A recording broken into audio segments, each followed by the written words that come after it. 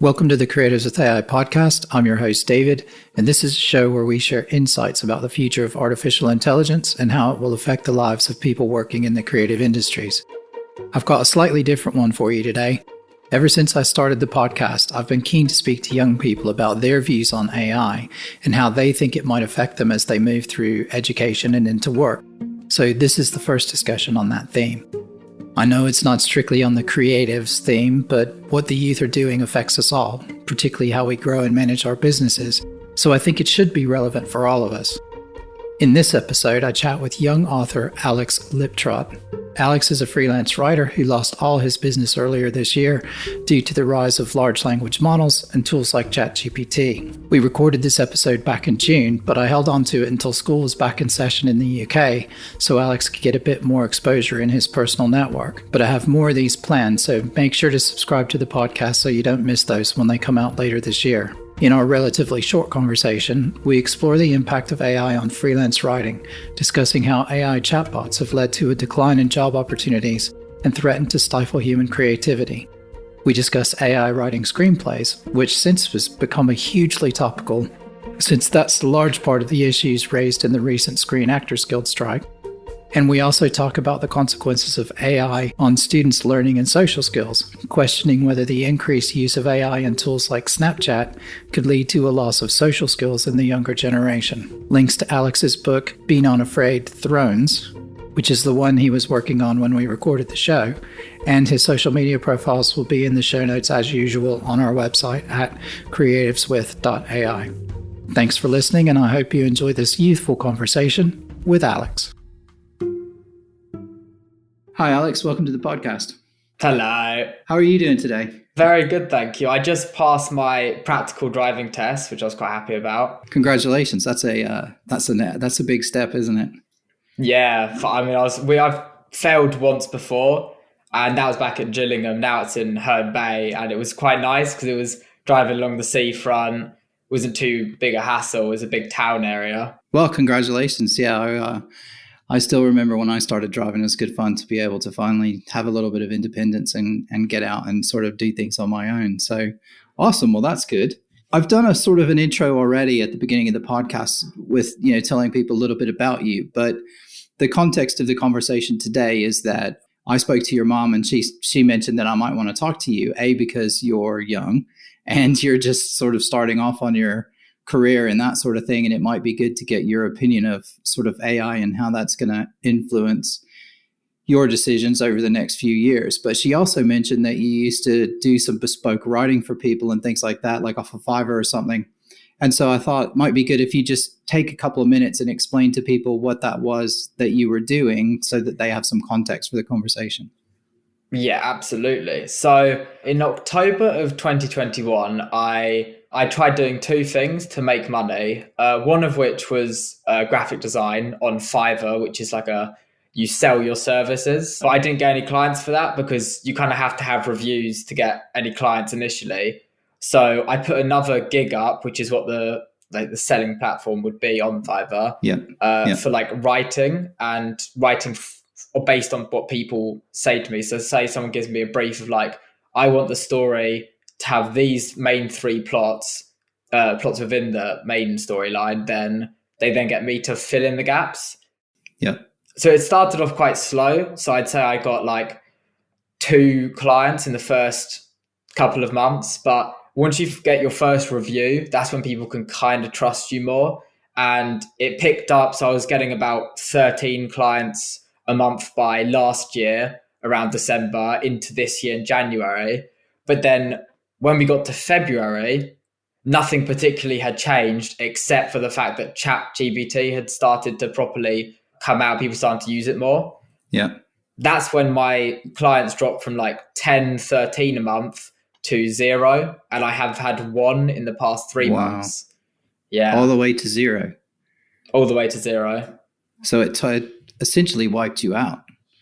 Basically, yeah. And I assume it's because I'm only writing the highest amount I've done is 10,000 words. But if you're not writing a novel, I feel like AI can quite easily replicate just following a basic narrative based on a couple points. And how much, if you don't mind me asking, how much did you charge for a story like that? So 1,000 words I can do in an hour. So I charge $25 because Fiverr takes 20%. So in reality, I get $22, which is then £19 around that. So not, I wouldn't say I charge a lot compared to other writers who would charge like 50 for that. And that was for 1,000 words or for the whole thing? That was for 1,000 words. So every 1,000 words, it was 25. Right.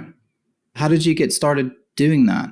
I basically, from my English GCSE, I was doing relatively okay in creative writing, and every time we were given a brief, I managed to make it into like a horror story. So it'd be like in the actual GCSE, the brief, well, not the brief, the prompt was write about a treasured memory, and I managed to do one about a monster who killed a lot of people, and the treasured memory was escaping it. It was more gruesome, but I don't know if I can say it on there. I'm sure your mom was pleased with that. Oh yeah, she was. I'm sure. I've not actually read it since I've done it, so I can't remember specifically what I wrote. Do you even? That's a good question. Do you even see, like, once you take your GCSEs, do you ever even see them again, or are they just gone?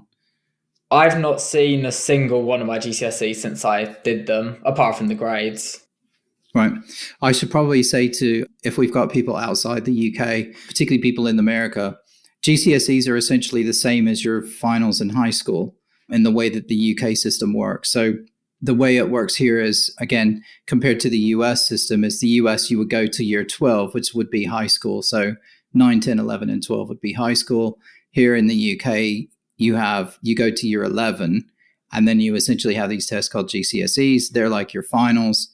And then once you pass those, you can either go on to school or you can go do something else. But you go to what's called secondary school, and then you take another set of tests, and then you're off. But it's sort of like the equivalent to junior college, maybe before you go to university. So sorry about that. I just thought we do have people that listen in the US, and it used to be very confusing for me when I came over here. I never could work it out. Half the time I still don't understand what it is, but that's okay. Never mind. Okay, cool. Sorry. Back on topic. And so how did you feel? Like, how did you feel about that? Like, what is that sort of, I don't know. Well, yeah. What are your feelings? Do you have mixed feelings about it, or? Towards the GCSEs or the Fiverr? No. Sorry. Just towards kind of what happened, right? Because you had a nice little thing going on. You were, you're getting a few £100s a month from writing stories, which was probably, I assume, was enjoyable for you to do as well. Yeah. And you had fun doing it. And then all of a sudden you just get wiped out by, AI. And I guess I'm wondering, what are your feelings about that? And then how, what does it make you think about AI and in general? Well, I feel because AI affected me negatively, like because I didn't need to get like a job at like a pizza place because I was just writing, doing it at home. And because I can write relatively fast, a job that pays £10 an hour, I was doing in like 2 hours in 1 hour. And I didn't have to be like set to a schedule, which I really hate. That was why I was looking into freelance, and I'm hoping to continue that in the future. But yeah, I mean, it might be a struggle with AI, considering that my job could then be done by a robot in a fraction of the time. And this is coming from someone who isn't relying on the money as much. But in the future, say I was relying on that as my main source of income, to then just suddenly not have a job is quite terrifying. Has it changed what you think about what you might do? Oh yeah, massively. Originally, I wanted to continue to do graphic design, like make logos, do branding, but I've been watching a load of videos of the people that I used to watch to gave me guidance on how to do graphic design, and they're all now showing how AI can do it much better than how I could do it or anyone could do it. So that's why I was like, okay, I don't think graphics is going to be very safe. So I then decided maybe game development would be a good idea, because that involves the skill of writing and coming up with a new idea, which I don't think AI can do, because we don't even know how to really come up with a new idea. It just kind of happens, I think. Yeah. Have you found this with your friends as well? Not as much. I think mostly because obviously in school, it's now just used for, I have a few friends who do computing. They they use chat GPT to do homework for programming, because I don't see how you can check it. Whereas with English, you can tell when it's chat GPT, I think. So they find it very positive. Yeah, it can do some amazing things. Talking about checking it, there's a lady who's going to come on the podcast later, and she's a writing coach, and she's had like, I don't know, 5,000 customers that she's had over the last few years. And it was really interesting that what she was saying to me was that some of the people who've taken her courses over the years have come back, and they've said that customers of theirs have gone back and checked the content in an AI sort of checking tool to see if it's AI written. And they're coming back and they're saying, oh, we don't want to pay for this because it was written by AI. But it was stuff that she wrote before AI was even available. Like ChatGPT wasn't even available on the market. This is stuff from like 2 years ago. And so it's falsely identifying that it was written using those tools. And so I found that really interesting. I just sort of saw her on LinkedIn and thought, wow, okay, that's opening up a whole nother sort of problem that if you've actually got copywriters, because I think the thing is people who are professional writers, copywriters, authors, those sorts of things, you guys have skills to write better than most normal people can. And so your content is really dense. It's written in a specific way, I think, because that's what you do, right? And because most people don't write like that, I think it gets picked up in those tools, because what they're looking for is really concisely written, dense content. So there's a whole other side to it. Whereas, I think, yeah, it's an awkward time. It's an awkward time, and I'm not really sure. So what direction do you think you want to go now? In terms of Fiverr, well, speaking of what you just said about getting accused of using AI, that did happen to me the other week because I still get messages on Fiverr, but they don't turn into orders. But what happened is a person messaged me. They asked, can you give me a sample of a story? I wrote one. It was like 6 a.m, so I wrote it in a couple of minutes, just a short one, sent it to them. And they were like, that was fast. And they asked, did I use ChatGPT? And I said, no, I'm very against using ChatGPT. They went, oh, okay. And then that was it. Nothing after that. So I think they feel uncomfortable spending money. They just feel like in danger of getting scammed. Maybe the way is not do it so fast. Just write it and then wait about 5 or 6 hours and then send it to them so that they feel like it took longer.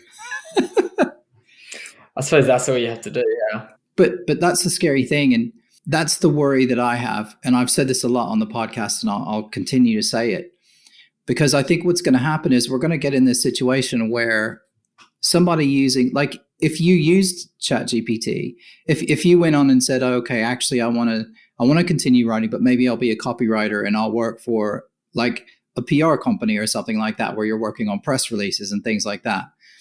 You could write it by hand, but you could also use a tool to help you write it. So you could get a tool to summarize the topic for you, and then you get in, or you can say, give me information on this company, and it can summarize the company for you, and it can do some of that work, and it helps you out. What happens over time is that you become so efficient that they don't need to hire 2 or 3 extra people, right? And then eventually there aren't any of those jobs available. And that's what worries me, is that I think we're not prepared for that. And it's going to be this really slow erosion of positions, because like you said, like, you've already lost business. The copywriters who may have hired you as an assistant or a junior to come in and work in those places now don't need to, because they have AIs as assistants. So yeah, it's an awkward thing. Originally I thought, oh, okay, AI is not going to be able to write to the scale as a proper writer. But then, considering they just suddenly, in like a space of 2 months, they released the next version, and the next version was better. If they keep doing that, then the AI is going to be better than most professional writers. That's the worry.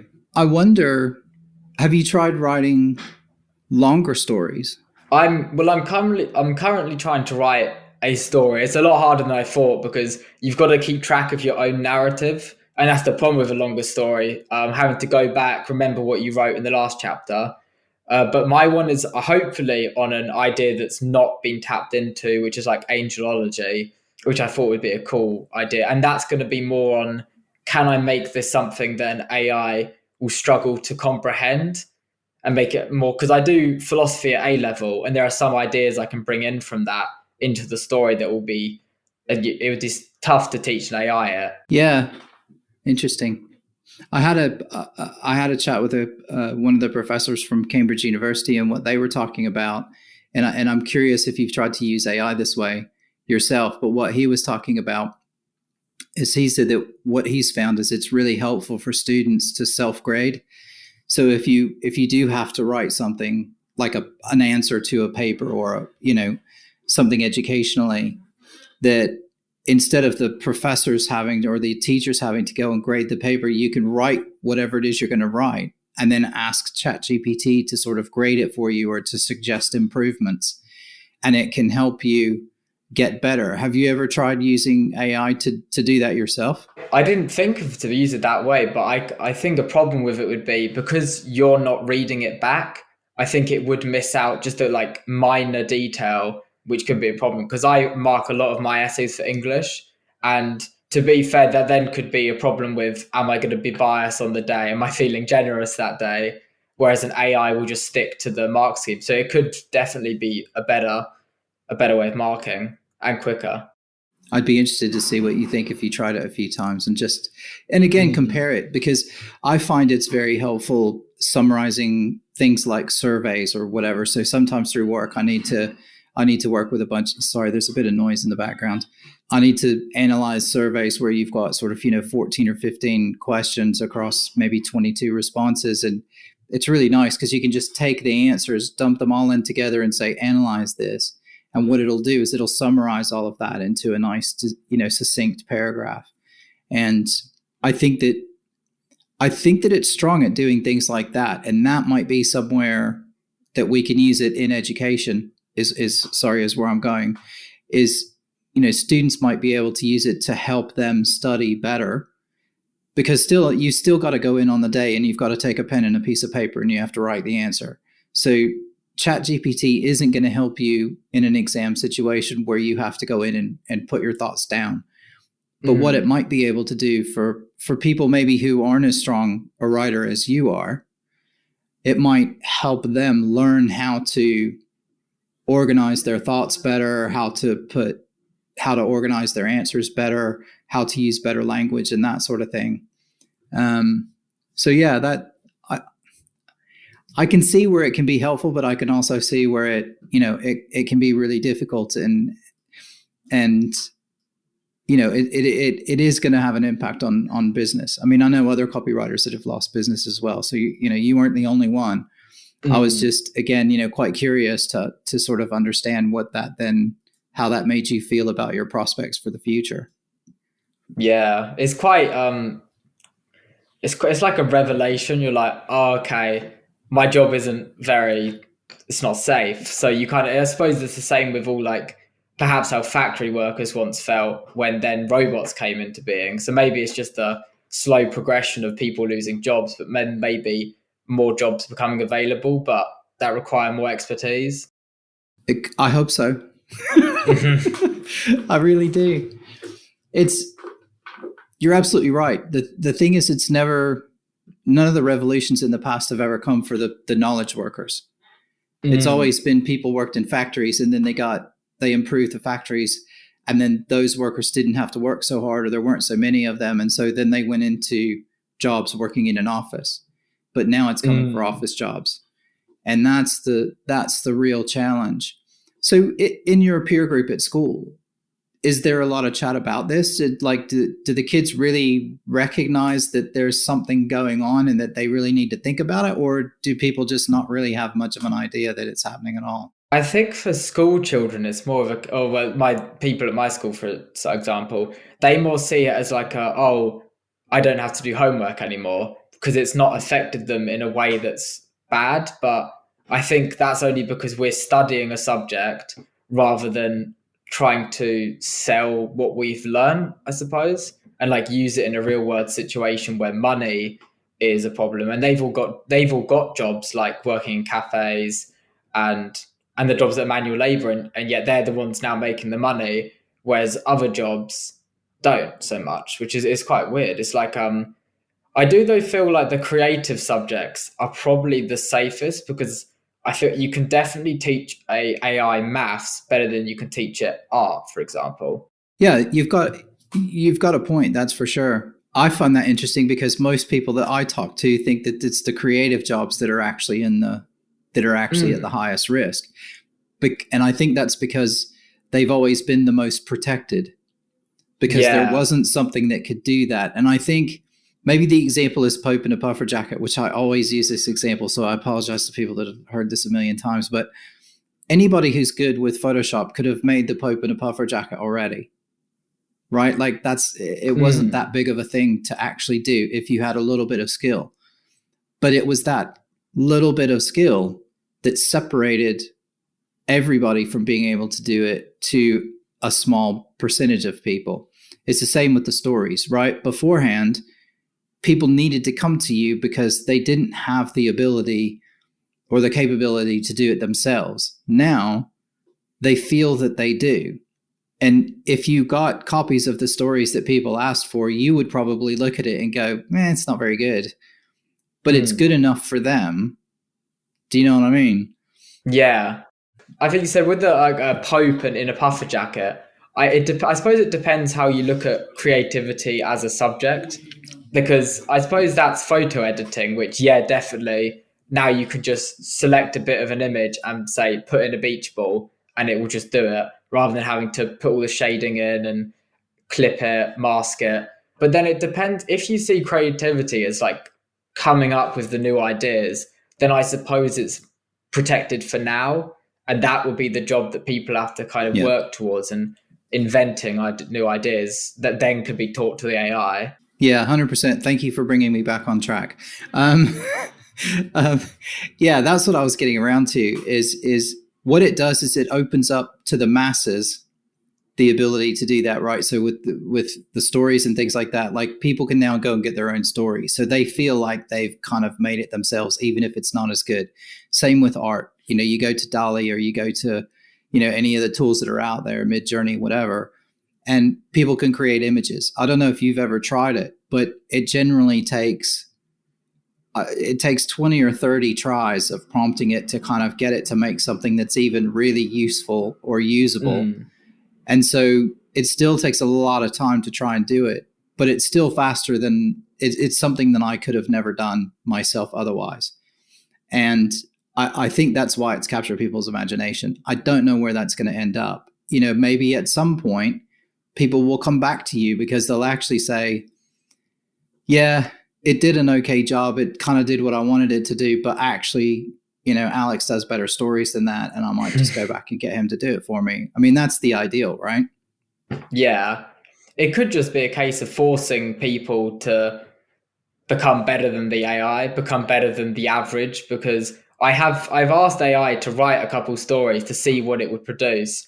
And they all follow the same kind of plot lines. They have like the 3 different sections with the action in the middle, the resolution in the end, and the problem at the start. And I just think people are going to get used to that, and they're going to be like, this isn't anything new. Why should I buy this when I could buy something that has like the action at the start, the resolution in the middle, and the problem at the end, which could be an interesting idea. Yeah, you're right. And that gets back to how the tool works. And I think a lot of people don't really understand how it works, because all it does is it's just a prediction model. It just predicts what word might come next and in any given context. So it's just got billions of different contexts stored. And then when you ask it about something, it says, oh, well, in this situation, it's probably this order of words to put something together. It's not actually creating a thought. It's literally just saying what word is most likely to come next.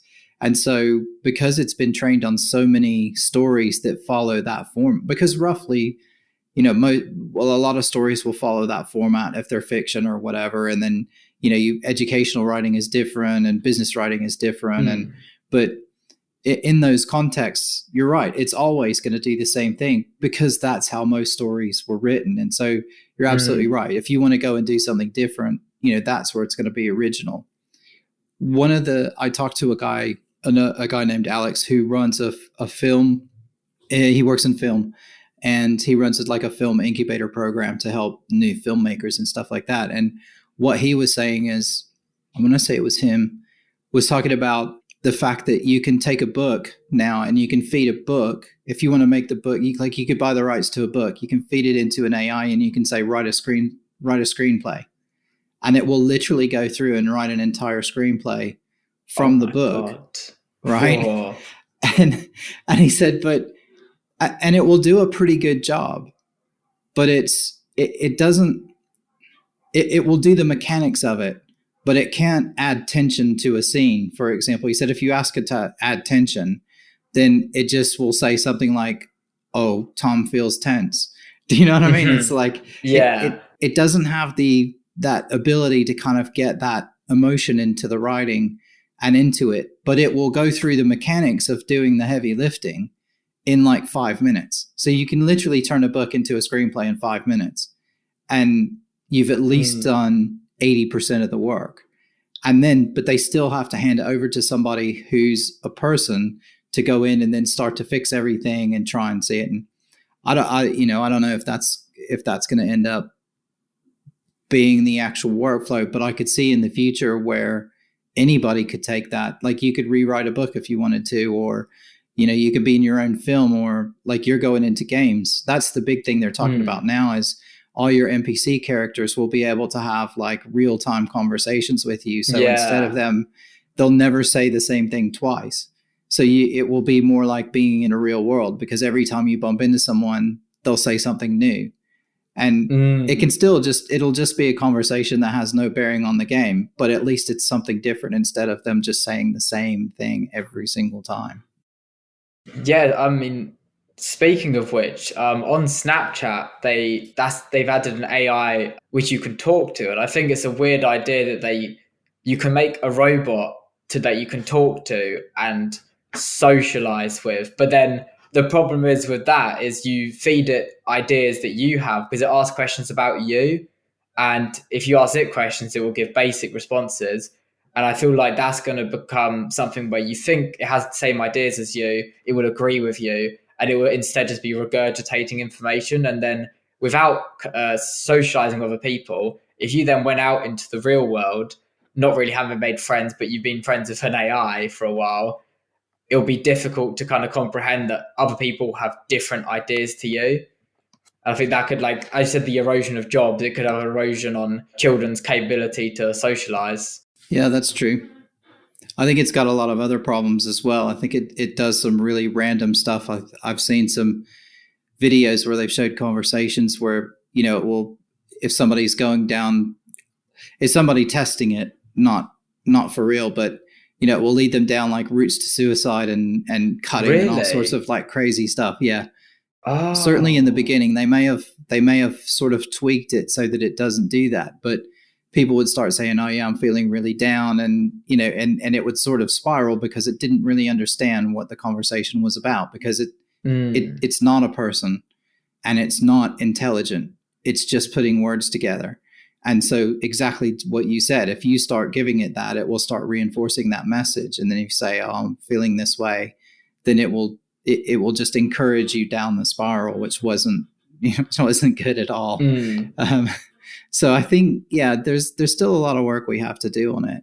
Going back to talking about sort of the, kind of the kids in your year group, because, I mentioned to you before that I have a son who's a year behind you. So he's just done his GCSEs and he's getting ready to go into secondary school. And from what I've heard from him, I mean, he talks about AI with me because I talk about it all the time. But, the same thing, he's like, most of the kids in the class have no idea. And again, if they do, they just want to use it to do homework. They never even thought about using it to help them study, to help them, do better. So maybe there's a tip that you can give to all your mates and you can say, hey, actually, don't use it to write your paper, use it to help you learn. And maybe it might help them be better students and learn more in school. But yeah, interesting. So nobody's really worried about it.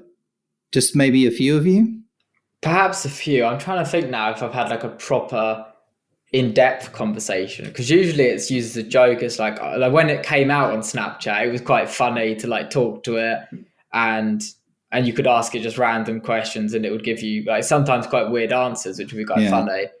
But then as it's kind of gone on, people just are there. I think they're ignoring it for now, because obviously everyone's focused on like currently we're in the stage where we're looking at universities, we're looking at jobs in the future, like going on to the next stage. So we're not having the time to focus on what is going to affect the next stage aside from grades. And then grades, how do we get good grades? Well, we use ChatGPT. So it's quite, I don't know, an objective approach to seeing AI develop. Do you think that's worrying? I think definitely worrying, because it will become a case where people will be so reliant on it. I think we said earlier that everyone will become dependent on it. And then everyone's so used to it just being this thing that, oh, I can get away with using it for a bit of homework. When they go to try to use that to do a job that they're getting paid for, and the client goes, no, this is ChatGPT, they go, oh God, okay. And then all of their background is just using ChatGPT. And then they're just going to be stuck, and they can't go back and do their A levels without paying money that they won't have, because they won't have a job. And it will just kind of become a spiral for them. Yeah. Yeah. I'm surprised. Maybe I'll put the thought in your head of, for next year when you go back, but, it might be something to raise as an issue, maybe with some of the teachers in some of your classes, because obviously you will be thinking about going to university. But I think it's interesting that, and probably not surprising, I guess, because it was a long time ago when I was a teenager, but I remember I was very focused on just getting to the next step. It was, I just want to get my driver's license. I just want to do this. Yeah. I just want to do that, because, you're just trying to grow and kind of become independent and all those things. And you're just like, okay, what's the next thing I need to do? But I really do think that you should pause a little bit and maybe encourage your friends to pause a little bit and just to think about, if you go to uni, what are the things that you're going to study? Because you might change a little bit from what you were going to do. Just thinking about, okay, well, what if this ChatGPT thing really does take off? And what if AI starts being used everywhere? What options are that going to leave me? Because you don't want to go into, I don't know, some sort of like marketing and advertising and all that sort of stuff. I think those industries and design and web design and a lot of software engineering type stuff, certainly the junior jobs are going to be really, really difficult to get, because mid-level and senior developers are going to be using AI to support and be able to do more work. And they're not going to hire as many junior people.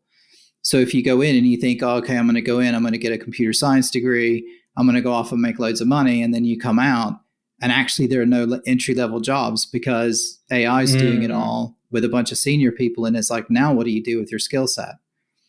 And it feels, I'm not surprised on one hand, and I am surprised on the other, that nobody's really thought about, well, hang on, if we're using this and other people are using this, then what does that mean we're going to do? I suppose that's where like freelance becomes quite a desirable thing, because originally I just wanted it just so I could set my own hours, not have to worry about getting fired, for example.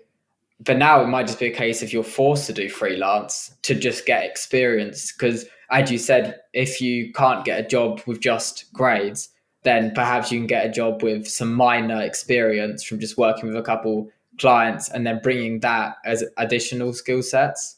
But then again, it could just be the same problem where AI gets used to doing something, like a bunch of inputs get into it from just doing previous jobs, and it does the same thing. It learns how to do it, and technically it would have the same experience as you. Or do you just skip uni altogether and you pick something else and you do an apprenticeship somewhere instead? And then that way you're not, do you know what I mean? You're not putting yourself in debt when you get started straight away, and you're actually going into maybe a trade or something like that. I mean, people always laugh when I say this, but when I'm talking to my son, I keep saying to him, I'm like, be an electrician, like literally learn a skill, because I think robotics is much further behind the sort of the AI piece of it. And anything that's a fidgety manual skill that you need to have, like dexterity with your hands, and you need to be creative in how you think and problem solve. I think those sorts of things are going to be the longest lasting jobs other than any service job. So you can always be a waiter, you can always work in a restaurant, a hairdresser, anything like that requires some sort of physical and personal interaction. I mean, coffee shops, they're already building automated coffee shops. I was just having a chat with someone today, and he said the best coffee he's ever had, he got from a fully automated coffee machine in Germany. And it's like in the side of a wall, and it's just glass. And he said there was a queue of people there waiting to order from it. He said it was amazing. And it makes lattes like whatever drink you want, and it can make it, but he's like the best one he's ever had. So even coffee shop jobs may eventually just get to the point where it's just going to be, you just go buy a coffee from a machine in a wall and it'll be just as good. So I think that those sorts of things are going to be the longest lasting sort of things. And again, I can't help but think, plus we don't have enough electricians, and we don't have enough plumbers and builders and all that sort of stuff. And I think we as a society are going to have to get to the point where we respect those jobs a little bit more, because at the minute, let's be honest, a lot of times people, they're like, that's a manual labor job. I don't want to do that. I'd rather sit in an office and do something else. But when you don't have that opportunity to do those jobs, those desk jobs anymore, that's kind of what's left. And I don't know. I still tell my son to be an electrician. I think that would be the best thing you could do. I mean, it's obviously a very minute percent, but I can't see how AI would take over the role of like an influencer, because influencers, I can't see like saying, can you influence people to an AI to certain ideas? I don't know. What's an example? Like a singer, for example. A singer would obviously, they go on stage. No, not a singer. A YouTuber, for example. Them playing a game, their reactions is what people find entertaining. And I'm wondering, like, can an AI do the same thing? Can it have interesting reactions? No, probably not. And again, I think in those situations that you've hit on one, that's probably a good example. Like, I love a good reaction video. In fact, I'm like addicted to them at the minute. I watch them for all sorts of stuff. My favorite ones are Ren at the minute. I don't know if you know who Ren is, but anyway, go check him out if you haven't. But you're right. But what's going to happen, and ironically, is everybody's been talking about, the AI is going to be able to do all this amazing social content, and it's, we're just going to see more and more ads. And I think that's going to it's going to eat itself eventually, which means nobody's going to trust anything that they can see, because everybody's going to assume that every voice is faked, every video is a deep fake. You can't trust what you see, so you just stop watching it. And I think that's what's going to erode trust in the influencers as well, because everybody will start to assume that the influencer is just using AI to write all their content. And so I can see a world where the power of the influencer becomes less and less over time because people believe them less. I think we've reached sort of peak influencer, although I could be wrong, but there was a point where, everybody, influencers were doing stuff. They were doing loads of content. They were saying outrageous things and taking outrageous pictures and doing all sorts of stuff. And now already, I think, like even with you, if you give an answer too quickly, they think it was AI. Right? Like, you can't even do a good job and write a story really quickly, because now no one believes it was you. And it's going to be the same thing with that social content. So they're just going to think, well, it's not the influencer. It's just an AI that's writing all that stuff. And maybe they'll lose a bit of their power. Whereas the reaction videos where someone's being recorded, I mean, I always go back. My son used to be a really big fan of Dan TDM, and, watching Dan TDM play, and that sort of stuff. Totally, I agree. You can't copy that. But, maybe that'll be the next phase, is it'll just turn all into reaction videos, because we know that that's authentic as opposed to training videos or anything else. I don't know. I do think with the whole deep fakes, I keep seeing on like TikTok and Instagram deep fakes, which then have under it, this is checked by a fact checker, and it says it's a deep fake. So maybe then the job's going to being the ones checking whether this is or is not an AI. But then that'll just be AI. Oh yeah, exactly. And then as you said, and nothing is real. Yeah, and then you don't know, and then you get Do you know what I mean? It gets really complicated if you take this and extrapolate it out over 10 or 15 years. I think that's where it becomes really, really weird.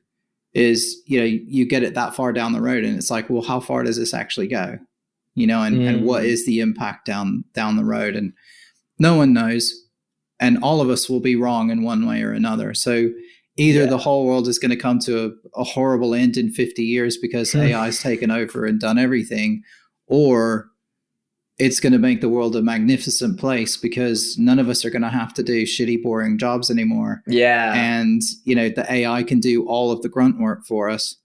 And, we can literally relax and we can focus on doing the creative things that we all want to do. So maybe we can all have podcasts and sit around and talk about stuff all day long because we won't need money, because we'll be getting universal basic income, and literally AI will do half the stuff for us. And so all we'll do is, we'll go out, we'll go to eat, we'll see our friends, we'll get our hair cut, and, and that'll be it. And that's how we'll interact with people. But I'm not really sure where it's going to fall. Mm-hmm. And it's going to be up to you guys to figure it out, I think. Yeah.